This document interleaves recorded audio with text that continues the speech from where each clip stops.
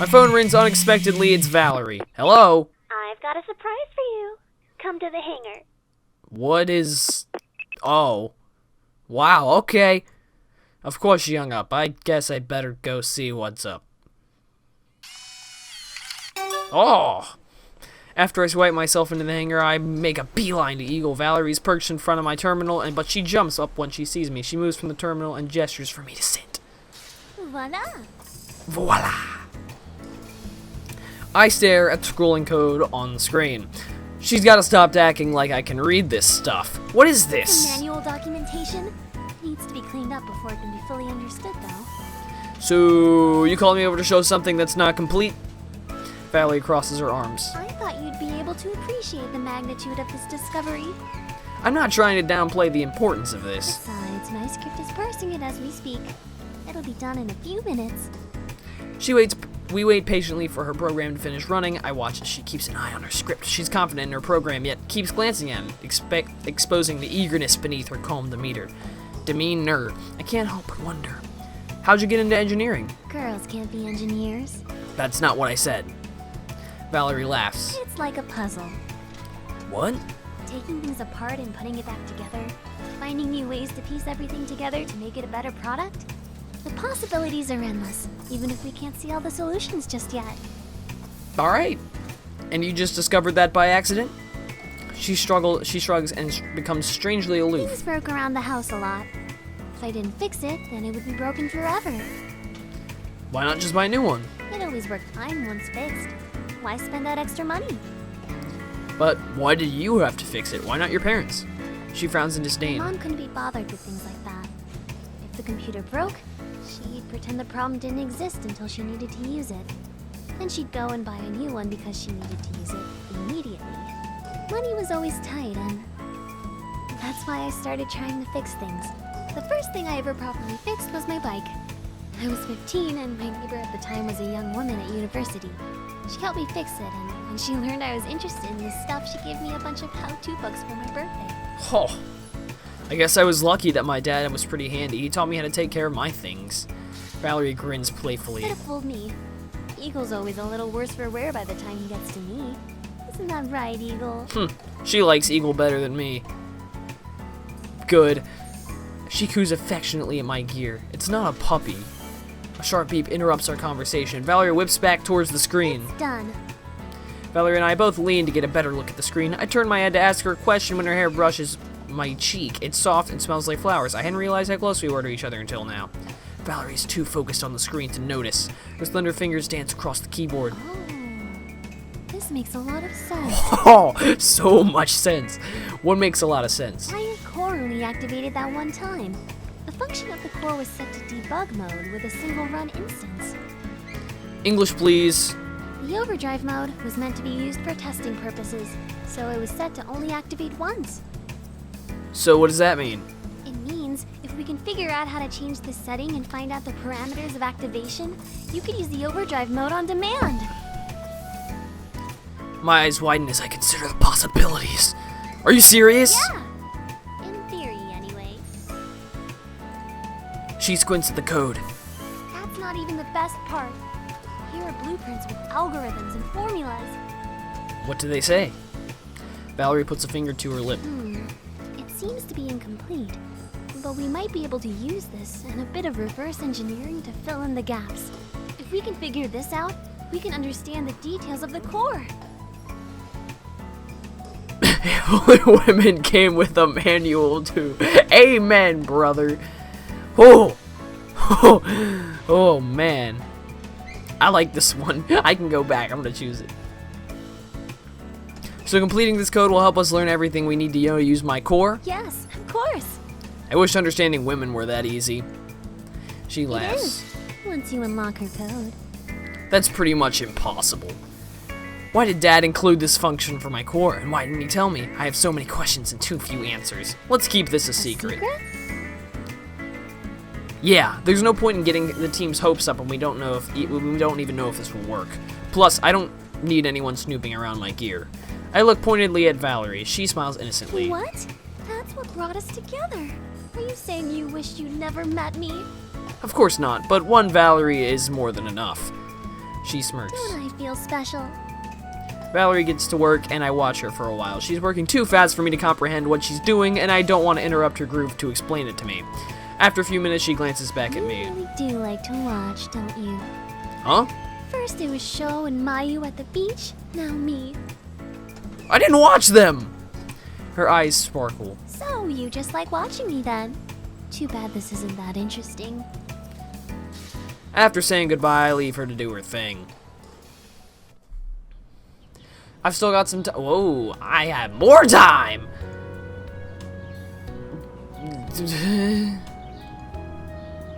I have an option. Okay. Great, I dial her number, wait for her to answer. Excellent.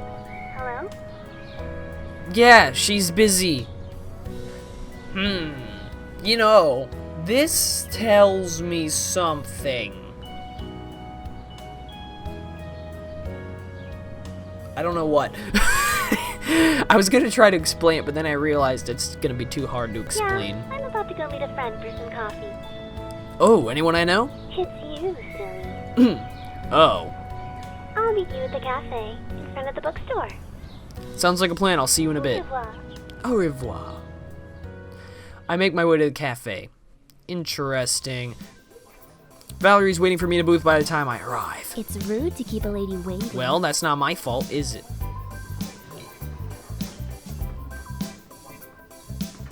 You a lady? Ha. No, I don't know what this is. I'm sorry, I got here as fast as I could. Oh, alright. I'll forgive you then. But only because you were so eager to see me. She winks at me. Have you ordered yet? No, I was waiting for a certain someone to get their butt over here. So what I'm hearing is you want to see my butt. Valerie Give smirks. me a twirl then. I put the Maximus in.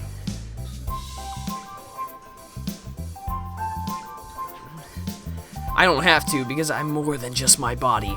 Valerie smirks. Sounds like someone skipped their squats at the gym and is embarrassed. I won't fall for that either.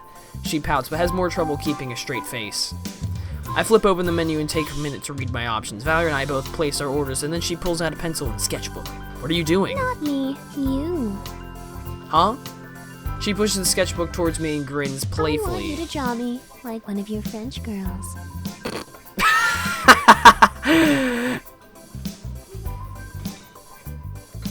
If you insist, but you'll have to disrobe first, as all of my French girls are painted in their purest form.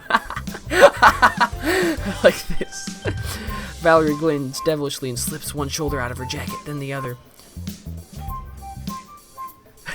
My eyes widen as I drink in the scene. I can't believe that worked. Thank you, God. She slowly shimmies her arms out of the jacket. Okay, I've disrobed for you. She laughs at my look of disappointment. She leans on the table, rests her chin in her hands, and flashes me a warm smile. Taking this as my cue to start drawing, I clumsily trace the pencil around the page. As hard as I try, my uncoordinated fingers cannot illustrate what my eyes see. Are you done yet? Valerie speaks through her teeth, trying not to disturb her pose. No. I continue to sketch. After a few minutes, Valerie tries again. Bow now. Still, no. She waits another couple minutes. Now? Calm down! It'll be done when it's done. She sighs heavily. The things I have to do for you. In case you forgot, you're the one who asked me to draw you. You can't rush these things. Shouldn't you be concentrating? What are you doing talking to me? You are the one talking to me. If you spent more time on your drawing and less time blaming me for things, you'd be done by now. I glare at her. She winks before returning to her pose. We fall silent as I work on the drawing. Valerie stares confidently at me, never looking away when I glance up at her. For some reason, that makes me even more nervous. I push away my embarrassment and focus on her features. For all the times I've looked at her, I haven't really seen just how perfectly her features flow into each other. It's the first time I've noticed just how truly beautiful she is, and my face flushes from the thought. Next time I glance up at Valerie, her smile looks more genuine. I know she saw me blush, and that makes me blush even more. After a few minutes, I drop my pencil. Okay, done! Valerie breaks from her Let me pose. see.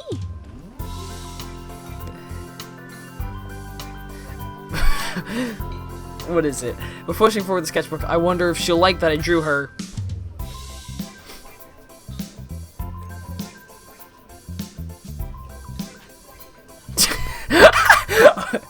That was good. That was good.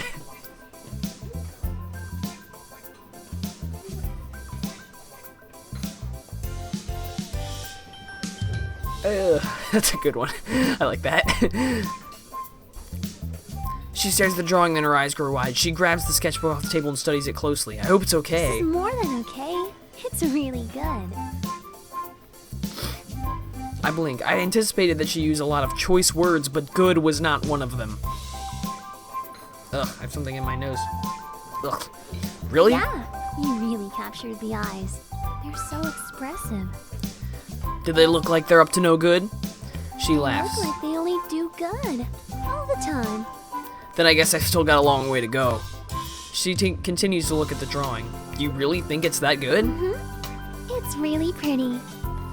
I had a good model. I just drew what I saw. She hugs the sketch pad to her chest and beams. Well, it's good to know that this whole engineering thing doesn't work out. You can always fall back on a modeling career.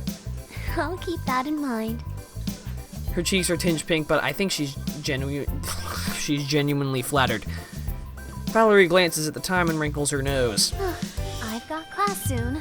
We didn't even get coffee. What a bunch of bull crap. Don't sound so excited about it. It's not a fun one.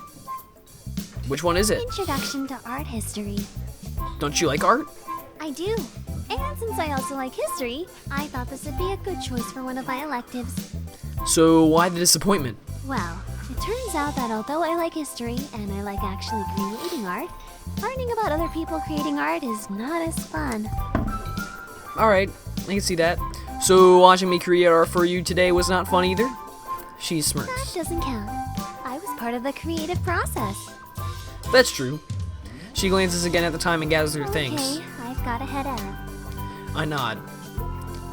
After we pay for our drinks, we head our separate ways, but not before I catch Valerie fondly sneak another peek at my drawing.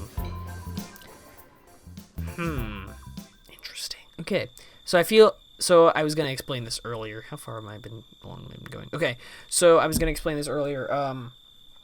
So I was thinking that that whole deal was because, and we only had one option there, was because I think there's a certain like milestone or whatever, or like there's a required amount of like time you have to spend hanging out with each one of the girls. Like you can pick whichever one you want to go for the most, but there's like a required amount of time, or like you have to have done this for this girl and you have to have done this by this girl by this time, and that and it all kind of adds up. So I don't know, something like that. So that's why I only had one option, and it didn't really make sense story-wise because we had just saw Valerie, so, and I hadn't really been choosing her in my choices at all. So the house is quiet when I get home. Uncle Kaito is still working out his crazy hours, and Nikki's probably still at her club. Stifling a yawn, I trudge upstairs. It's been a long day, and all I want to do is relax. Cat videos! As I pass by Nikki's room, I notice her door is closed. Huh, I guess she's home after all. I think nothing of it until I hear a deep, extremely male laugh behind Nikki's closed door. Nikki's giggle shortly follows. What is this? There's a boy in Nikki's room, and they're behind closed doors? Not on my watch!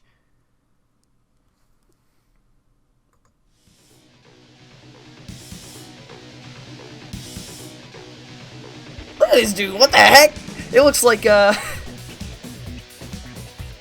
does he look like? I don't even know.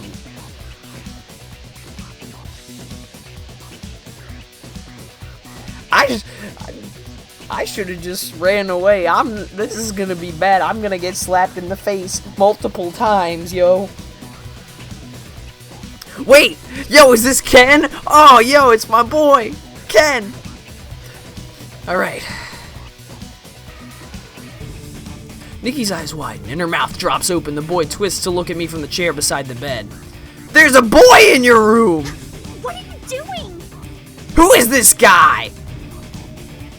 Nikki leaves from the bed and tries to push me away, but I stay rooted to the ground. Is this Ken? I turn to the guy, ignoring Nikki pulling on my arm. Are you Ken? He freezes like a deer in headlights and stammers out an affirmation. Yes? Wow. That's not quite as male as I was expecting. Kenyen Kodan! Or Kokon.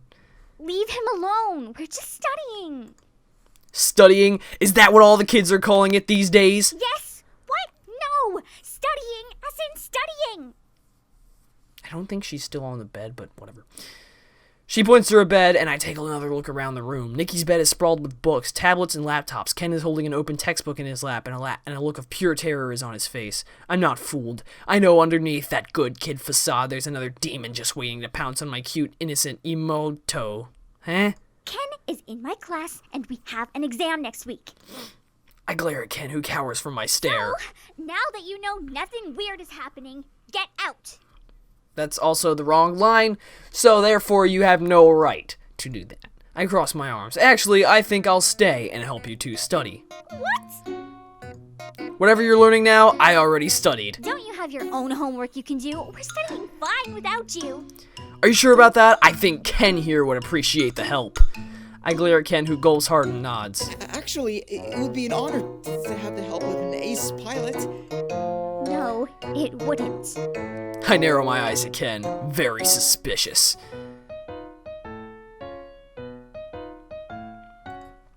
Fine. Does that mean you'll leave now? I never break eye contact with Ken. I'm watching you, so whatever you're thinking, don't. Ken nods rapidly, clearly shaken. I won't. I mean, I'm not thinking. I mean, not like that. I give him one final glare before walking out of the room. Nikki goes to close the door. Door open. She rolls her eyes. It'll make you stop being crazy. Before I leave, I make the universal "I'm watching you" sign with my fingers. Ken's eyes widen even further. That's right, Ken Yen Kokan. I got my eyes on you, boy. Luckily, my room is across from Nikki's. I leave my door open too while I'm trying to work on my assignments. I'm too distracted to focus as I hear what they're talking about. Every so often, I hear them repeat a math formula or compare answers on equations. Huh. I guess they really are studying this time.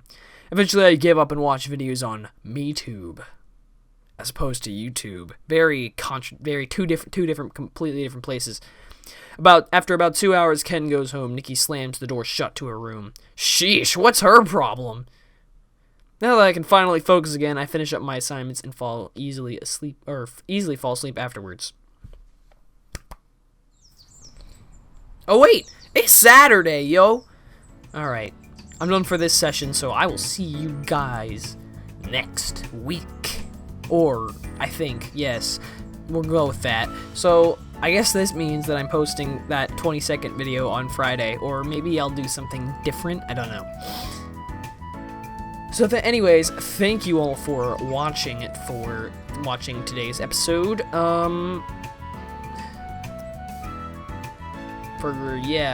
So for watching this week's episodes and I'll see you guys on Monday. Peace.